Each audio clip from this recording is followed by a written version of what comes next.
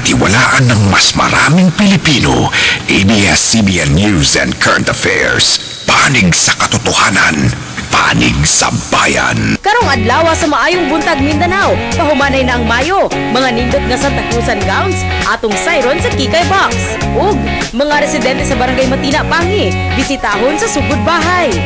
Sa News Patrol, duha patay og 30 ang samaran sa upat ka managlahing aksidente sa dalan sulod sa usa ka adlaw. Mga eskwelahan gipanigurong luwa sa sunog. Atenista top-notcher CPA board exam. Ug babae ng anak sulod sa usa ka tindahan.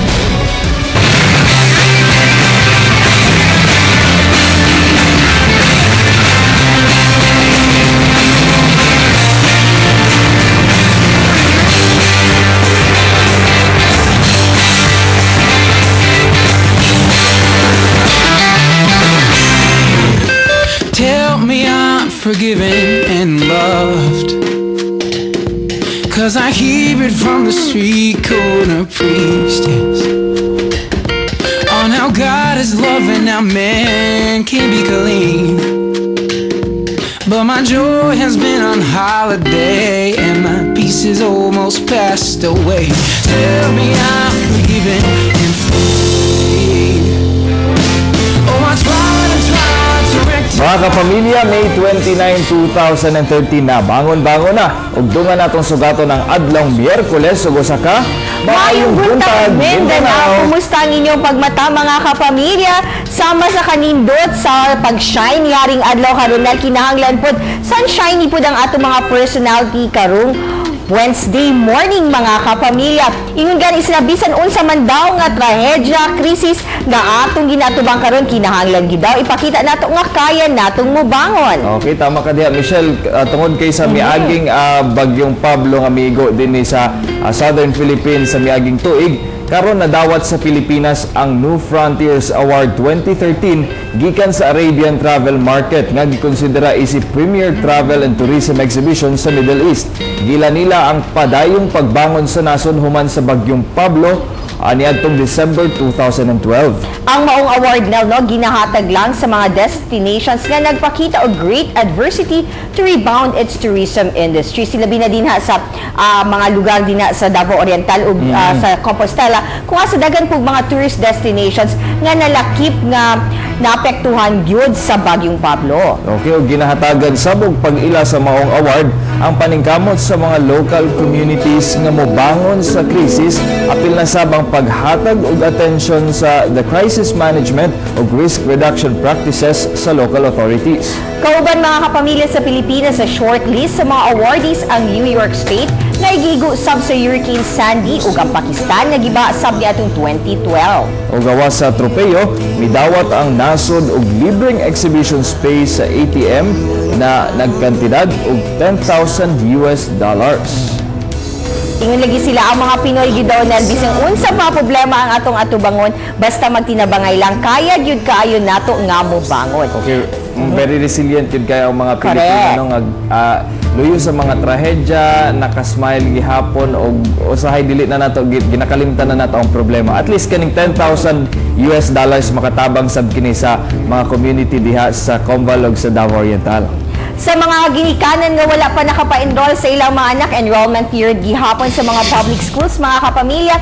And syempre, since hapit na gid ang klase na linipod sa Maayong Buntag Mindanao, padayon ang among pagtuktok sa inyong mga maayong kasing-kasing alang sa inyong mga donation nga mga school supplies para dito sa atong mga less fortunate na mga estudyante nga willing gyud kaayo sila mo eskwela. Unsa-unsang pwede nilang i-donate now? Syempre, mga school supplies, mga kapamilya, sama sa mga bag, notebooks, mga ballpen, pencil, pwede kayo na ninyong iatod din sa ABS-CBN Shrine Hills, Matina, Davao City ug kami na mismo ang mohatod sa mga estudyante nga nanginahanglan nini. Ayan. Pero karong buntaga mga kapamilya sa yung manuktok sa inyong mga balay dinha sa mga taga Matina Pangi ang atong morning barkada nga si Claudette. Claude, good morning!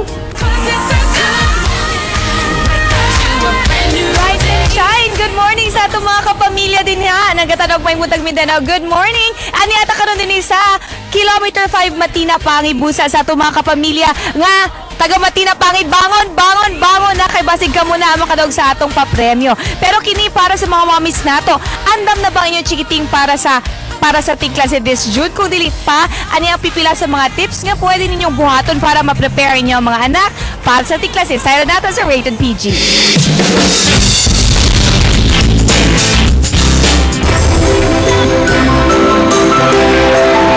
Pila ka adlaw na lang, balik eskwela na sab. Apan problema ba ninyo ang pagkondisyon sa inyong anak sa eskwelahan? Dunay mga pamaagi aron matrain daan ang inyong mga kids sa balay pa lang.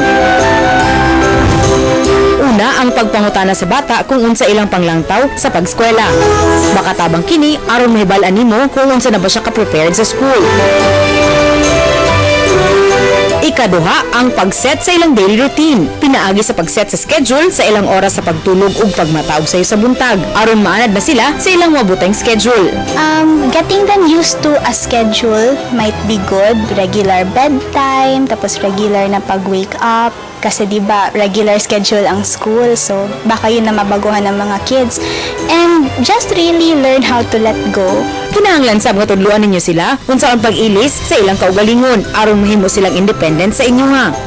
Ang pagtudlo sab sa ilaha unsaon maminaw og tarong importante sa bata aron dali lang silang makasabot ug aron ma-practice ang ilang listening skills. Dapat maminaw sa maestra. Kinahanglan sab nimo silang i-encourage nga mangutana. Dili ko kabalo ang saon ni. Aron makagain og confidence ang bata nga mangutana kung wala siya kasabot. Ug remember, the more curious ang bata, the more dako ang chance sa learning. Ang paghatag sa inyong kids og opportunities aron makigdula sa ubang bata, makatabang sab aron makaton sila para mag-share ug mag-socialize sa uban. Having a support system there would be good para staying with them, para siguro for the first few minutes na school, introduce them to the teacher, that would be good. Ug lastly, kinahanglan kaayo ang pagsalig sa ilaha nga kaya nilang atubangon ang mga challenges sa bag-o nilang environment. Ang pagskwela usa sa pinaka-importanteng chapter sa kinabuhi sa inyong kids. Kay diri sila makat-on og mga butang nga dili matun-an sa balay. Busa karon palang daan, kinahanglang positive na ang attitude sa inyong kids about schooling. Alang sa Rated PG, ako si Marjorie Dalipe.